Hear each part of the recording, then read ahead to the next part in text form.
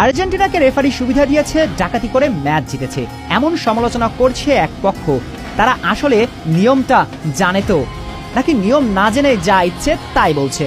চলুন সালারটা কেন foul call করা হলো না আর আর্জেন্টিনারটা কেন ফাউল ধরা হয়েছিল সেই আলাপে আসা যাক। ছবিটা ভালো করে খেয়াল করুন। সালার পায়ে যখন ধাক্কা লাগছে তার আগেই বল সালার নিয়ন্ত্রণ থেকে দূরে চলে যায়। আবারও বলছি, সালার পায়ে আঘাত করার আগেই বল সালার নিয়ন্ত্রণের বাহিরে। এমন পরিস্থিতিতে ফিফার নিয়মটা স্পষ্ট। ডিফেন্ডার যদি ডিবক্সের মাঝে নিখুঁত টাইমিংয়ে খেলোয়াড়ের শরীর বা পায়ে আঘাত করার আগেই বল স্পর্শ করে ক্লিয়ার করে দেয়, তবে সেটি বৈধ ট্যাকেল।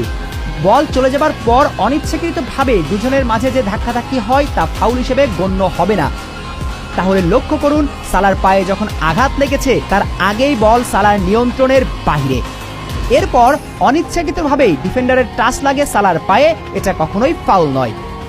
এবার আসুন আর্জেন্টিনারটা কেন ফাউল হয়েছিল এই আলাপে। এক্ষেত্রে পরিস্থিতি ছিল পুরোটাই ভিন্ন, কারণ লিসান্দ্রো মার্টিনেজের বল দখল হারানোর পেছনের মূল কারণ ছিল প্রতিপক্ষের ফাউল। আবারও বলছি, লিসান্দ্রো মার্টিনেজকে আঘাত করে বল নিয়ন্ত্রণ নিয়েছিল মিশরের ফুটবলার। এবার নিয়ম কি বলে জানা যাক। কোনো খেলোয়াড়ের পায়ে যখন বলের পূর্ণ নিয়ন্ত্রণ থাকে এবং প্রতিপক্ষের ডিফেন্ডার বল স্পর্শ করার আগেই সেই খেলোয়াড়কে ধাক্কা দেয় বা আঘাত করে বল কেড়ে নেয়, তখন সেটি স্পষ্ট ফাউল। অর্থাৎ আর্জেন্টিনা একেবারে ফুটবলীয় নিয়মেই জিতেছে, তাই এই ম্যাচ নিয়ে অন্যদের কান্নাকাটি করে খুব বেশি লাভবান হওয়া যাবে না।